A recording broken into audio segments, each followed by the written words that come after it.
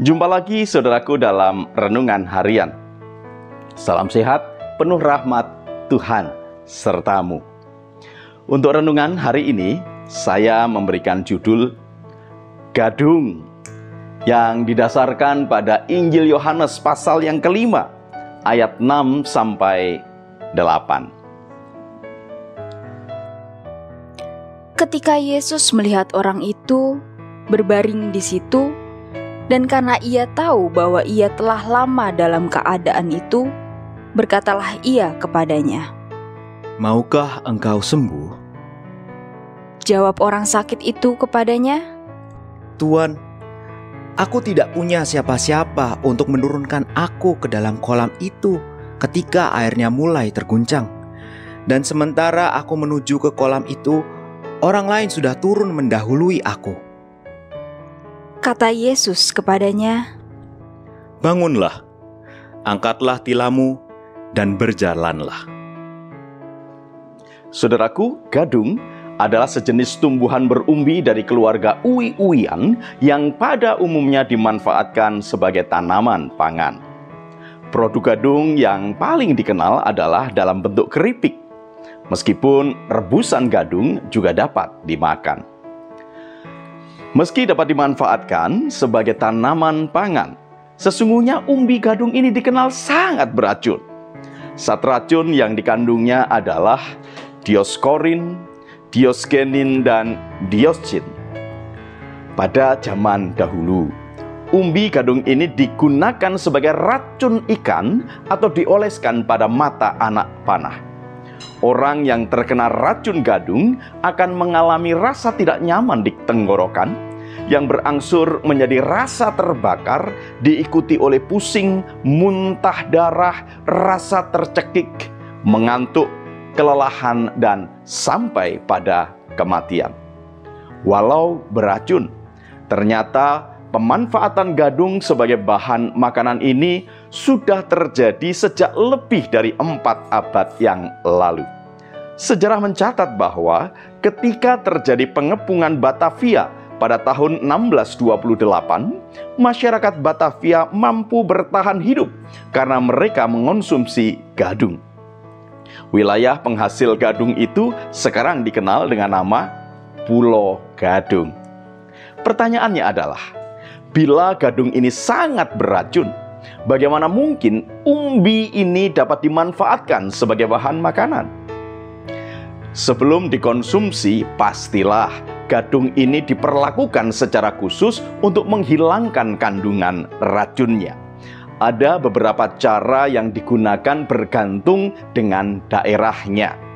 Pertama, di daerah pesisir, umbi gadung ini diiris tipis-tipis, kemudian diremas-remas dalam air laut, kemudian direndam dalam air laut selama 2-3 hari hingga lembek. Kedua, di daerah yang jauh dari pantai, pada umumnya pengolahan dilakukan dengan mengiris tipis umbi gadung, kemudian merendamnya di air yang mengalir, misalnya seperti di sungai, setidaknya 1 hari.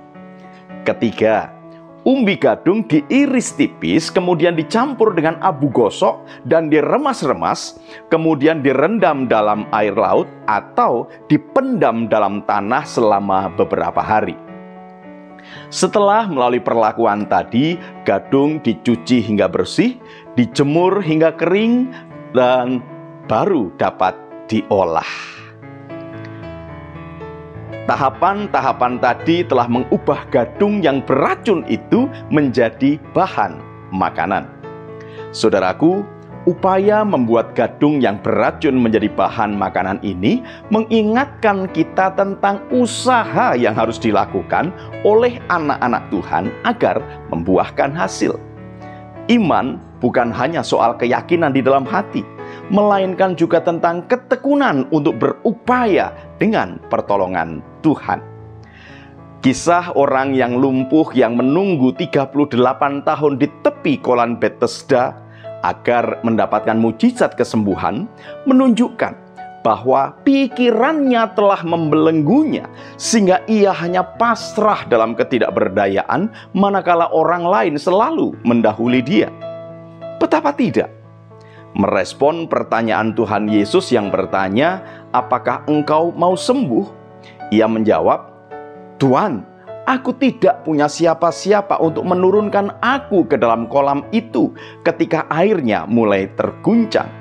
Dan sementara aku menuju ke kolam itu, orang lain sudah turun mendahului aku."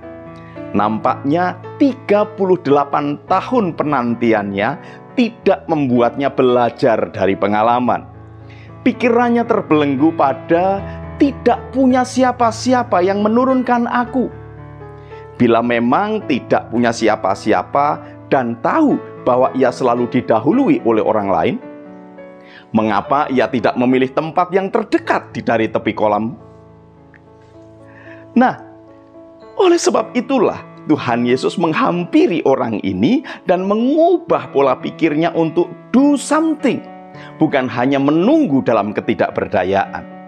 Kata Yesus kepadanya, "Bangunlah, angkatlah tilammu dan berjalanlah." Tindakan yang diperintahkan oleh Tuhan Yesus telah menggantikan pikiran dan kata-kata yang mengasihani diri sendiri dan telah menguasai realitas orang lumpuh itu terlalu lama.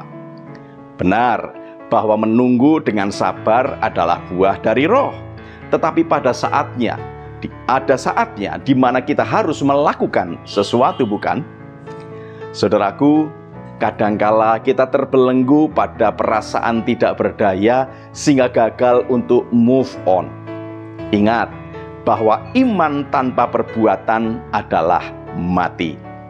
Kiranya sajian Gadung hari ini mengingatkan kita agar tetap berusaha dan berupaya dengan pertolongan Tuhan, sehingga racun yang membelenggu diri kita dapat dibuang dan akhirnya menjadi berkat. Selamat berjuang, saudaraku. Tuhan Yesus memberkati. Salam guru dan keluarga.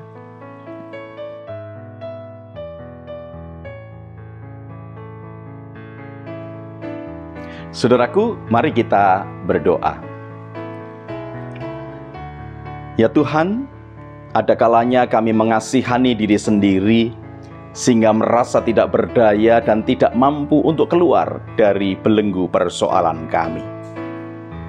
Mampukanlah kami supaya kami dapat merasakan kehadiran-Mu yang mengulurkan tangan untuk menolong kami dan kami dapat keluar dari masalah kami. Terima kasih Tuhan Yesus. Amin.